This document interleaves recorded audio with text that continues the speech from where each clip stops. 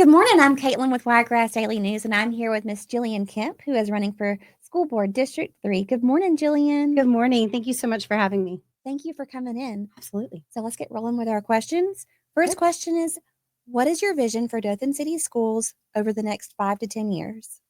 Absolutely. That is a great question. So, for the next 5 to 10 years, I see us making some great improvement in some of the areas that we really struggle in. So, that means our teacher retention, we're improving that. We're having teachers stay with us long term. We are attracting new teachers to our district that want to come and join our wonderful staff. We are going to grow our student population. We are at just over 8,000 students, and that can easily grow and adapt, as well as improve the buildings that we currently have to meet those growing expectations. How do you plan to ensure that all students receive a high quality education regardless of their background? Yes. Education is what we're here for. That's what our schools are for. And we are educating tomorrow's leaders for jobs that don't exist. And that requires us to look at everything we do as a district with the students in mind first. So any decision that comes across the board needs to be made with the students in mind and with our teachers in mind.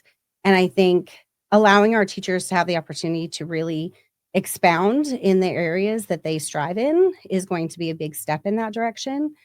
Providing support in the classrooms that need additional support, whether that's paraprofessionals or bringing in qualified tutors across the district to make sure that we can bridge those gaps in the education and make sure that all of our students have access to quality education. What do you believe are the most important issues facing Dothan City Schools, and how do you plan to address them? I think one of the biggest ones is our teacher retention and making sure that we are giving our teachers opportunities within the district to share their knowledge with others and to grow within their careers, whether that's into coaching roles or admin roles, and letting them be the people that they have gone to school to be and that they have put their heart and soul into. Nobody gets into teaching for the paycheck, but they're doing it for the kids.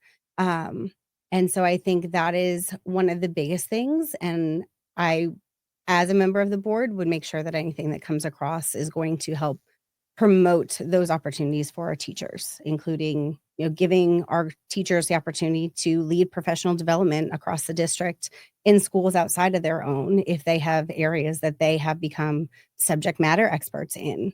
Those are easy opportunities that we could provide, granted that those ideas originate from the superintendent and come to the board for us to approve. What steps will you take to ensure that all students have equal access to educational opportunities? That's a good one. So for our district, we are very diverse and very in a lot of different ways.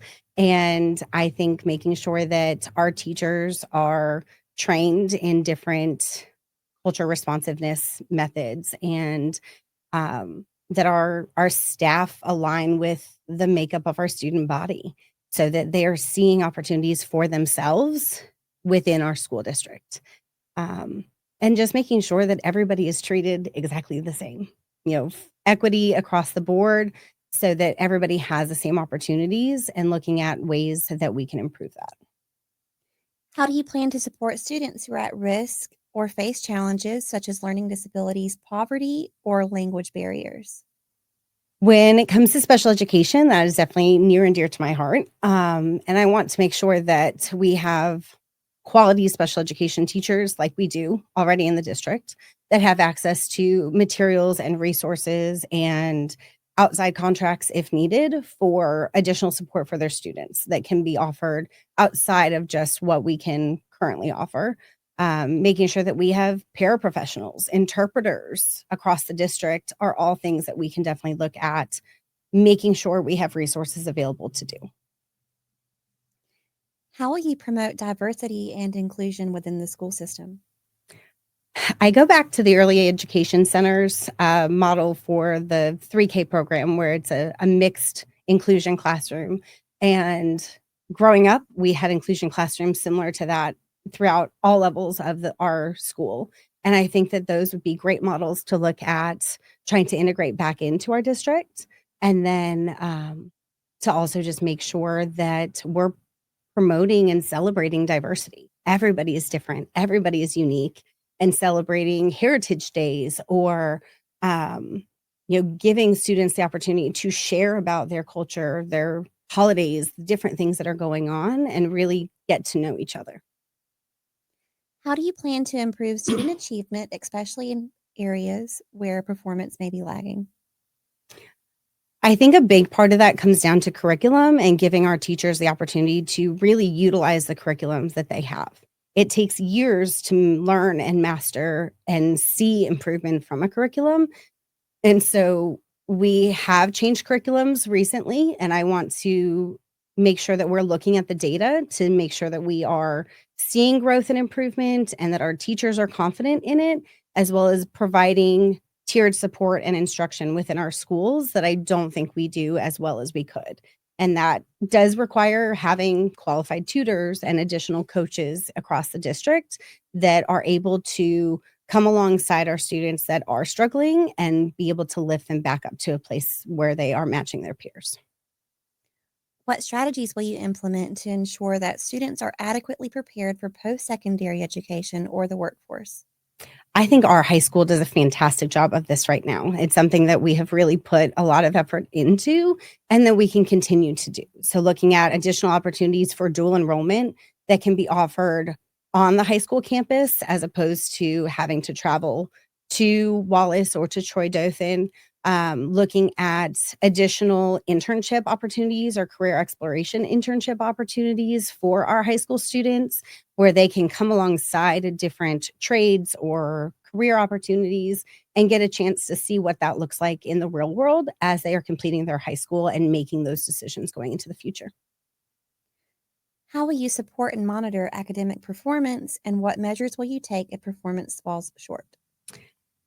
That all comes back to data. So we all hate to think of students as, the numbers on the report cards, but that is our benchmark for success across the district. And so seeing not just the hard numbers, but also the growth numbers between where a student was in the fall, where they are in the spring, where they may have left off from a summer program to where they join their peers in the fall.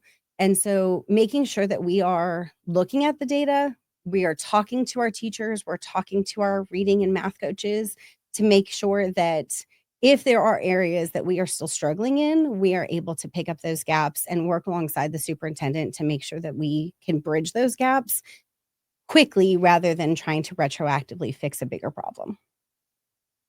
How do you plan to support teachers in the classroom? Yes, our teachers are so important to our district. And again, it comes back to the board using a careful eye as we review policies and make changes that come to us that are not going to negatively impact our teachers.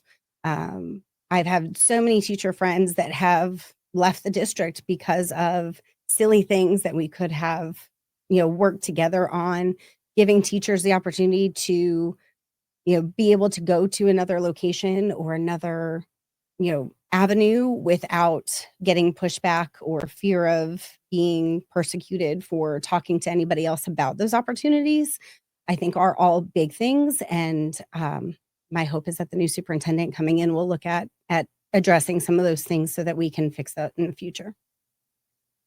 How will you advocate for additional funding or resources for Dothan City Schools, especially in the face of financial challenges? Yes, that is a big thing for us. And we do operate a very large budget for our district. And I think looking at things in a different way or in a unique way, as far as there are limitations to some of the funding we get, as far as where it can be used, where other funding might have some more opportunities or spaces that it can be used in. And so being able to say, we have, column A is covered, and then we can use additional money in A, B, or C. So let's advocate and allocate it towards B and C where we are lacking additional funding. And then looking at other opportunities that are out there as far as grant funding or additional state or federal resources that may be available for changes in technology or changes in building infrastructure that we are facing as a district. What are your plans for ensuring the safety and well-being of all students and staff within the schools? Yes, I think Chief Parrish had done a fantastic job kind of setting us up for success in this way, and looking forward to seeing some of the ideas and plans that the new safety director has coming into Dothan City. I know the vestibules, kind of the safe entryways in our district, are going to be a big thing, is being able to kind of control the entry flow of people. I think we need to look at having license scanners for like driver's license scanners, so that if somebody should not be in our building, that they are stopped in that entryway and that they are not able to go farther than that. And making sure that our You're fine. making sure that our students are safe in all aspects, whether it's during the school day, at sporting events, and just kind of adapting to the changes in our world. How do you plan to address bullying and create a positive school climate? I think bullying needs to go kind of hand in hand with that positive behavior support intervention. Is we need to come alongside the student that is being bullied, as well as address the bullying itself with the student who is bullying. And when we can support both children in fixing the issues that are causing the bullying, as well as supporting the student being bullied through that mental space into a positive light, I think we can really change the entire culture of our building. But it starts at the ground up, and then we need to make sure that we have policies in place that we're enforcing as far as consequences for behaviors. How do you plan to engage parents and the local community in educational process? Yeah. We have a very varied district, and we have some schools that have a lot of parent involvement, and we've got some schools that don't. We've got elementary schools with budding PTOs and some that are struggling. And then as you get older, the students tend to not want parents involved as much.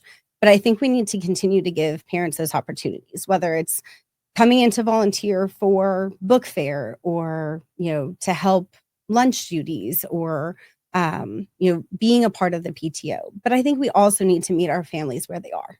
There are some families that work night shift and they can't make it to events and activities or meetings. And so being able to come into the community and say, hey, look, we know we can't make it during the day because you work, or families meet in the evenings. So we're going to switch a time around, and we'll come out to, the neighborhood and do, a Title I meeting out here. And then looking at different ways that we can include those parents and make sure that communication is going out to everybody and everybody's aware of what's going on in the district. What is your plan for improving services and support for students with special needs?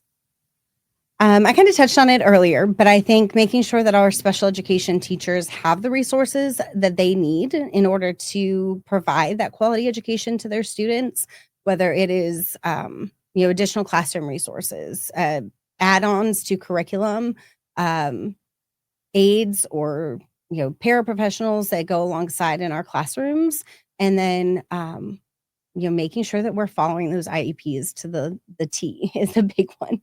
So special education is definitely protected as far as a lot of federal components, but we need to make sure that we're not just doing the bare minimum, that we're going above and beyond. What is your plan to address the condition of school facilities, including maintenance and upgrades? I think some of that needs to be on kind of an order of priority. So things that really need to be addressed in order to make sure our buildings are safe and habitable, and, they're not, HVACs are not running out of sync and things like that. So looking at kind of a priority of that, as well as the age of some of our buildings.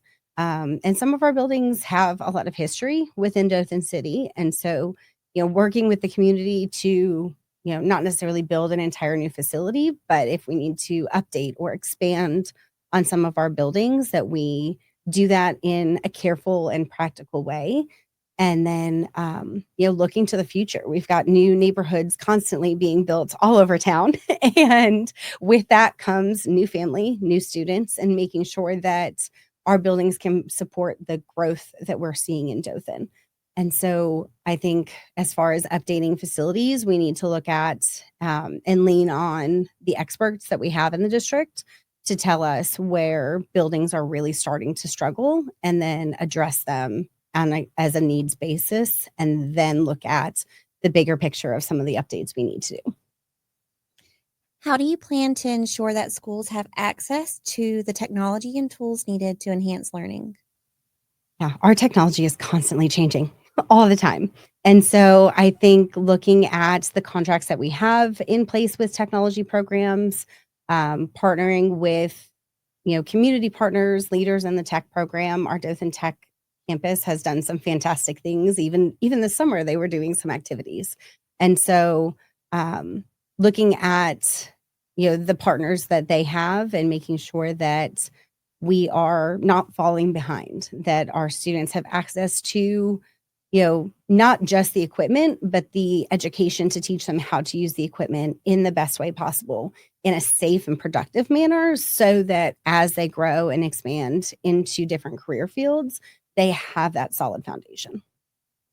What role do you see for technology in enhancing education within Dothan City Schools? I think it can be used in a great way. I know the math curriculum that we had used a couple of years ago had a computer component to it where they had videos that came along, and it was just an additional way to engage our students in that math lesson and make sure it gave them a voice outside of my own for them to pick up the skills that we were learning. And so I think using technology as an aid to the teachers in the classroom is going to be a great way for us to kind of integrate that without letting it take over. How will you ensure transparency in the decision-making process of the Board of Education? That's been a big one, and that's one of the ones that I want to make sure that we are addressing. And I think pulling a lot of those things out of that blanket consent agenda is going to be a big start.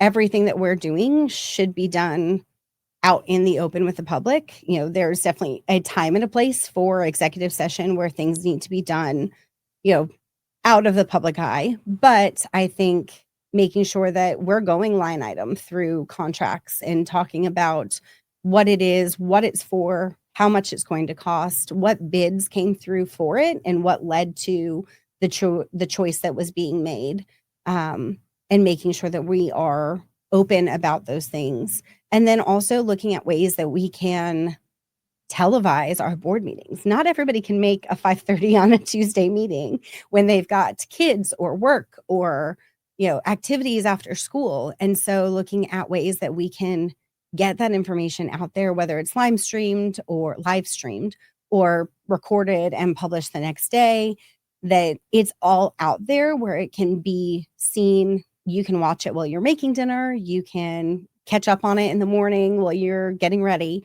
but that everybody across the city has an opportunity to be included in those board meetings, whether they can be physically in the seats or not. What steps will you take to ensure that the board is accountable to the public and that its actions align with the best interest of students? Yeah, I think this kind of comes back to we are an elected official.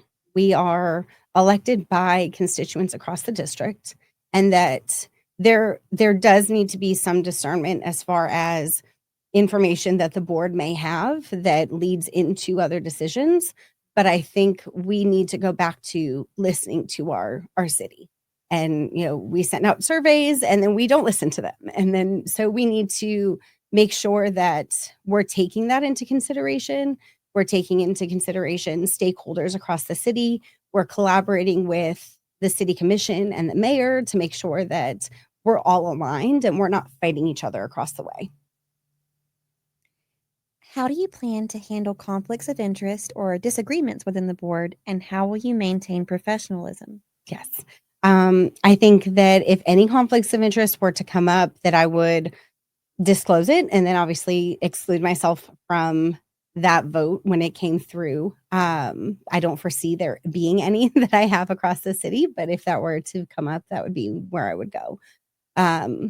I minored in conflict analysis resolution, and I don't believe that there is ever a reason that two things can't be reconciled, even if it's an agree to disagree situation. And I think a lot of that can be headed off with open communication and being able to answer each other's questions and to be able to respond intelligently to things that come our way and listen to other perspectives as well is going to be key in making sure that as a board, we can work united for the greater good of the city. Why are you running for Dothan City School District 3? And what personal or professional experiences have prepared you for the role? Yes. My swim coach growing up my whole life always said, if you're not part of the solution, you're part of the problem. And so, sorry. You're fine. I think that, we chose Dothan City Schools for our kids 5 years ago when we moved here. And we saw the amazing things that Dothan City could do. And we think that it has kind of fallen short a little bit. And I want to be part of that solution that fixes. So okay. I have 2 kids that are in the district. My son is going into 4th grade. My daughter is going into the 3K program at the Early Ed Center. And so I want to make sure that our district is fantastic for them and as well as for everybody else's students as well. Sorry. You are fine. I promise. Okay. How will your leadership style and approach contribute to the overall success of Dothan City Schools? I think we truly need to work together, and I have no problem kind of stepping up into different positions, but I also want to hear from others around me. So when we started kindergarten, I looked for ways to get involved. I joined the PTO. I served as a PTO officer at Hidden Lake for all 3 years that my son was there. And when he transitioned into 4th grade, I switched and became co-president with another fabulous mama at Carver. And, I still volunteer at book fair. I make sure that, our teachers are engaged and making sure that, they have what they need when we can provide it for them. And so I want to make sure that everybody has those opportunities as well. Well, thank you so much for coming in today, Jillian, and good luck with your election. Thank you so much for having me today. I appreciate it. Thank you. Thank you.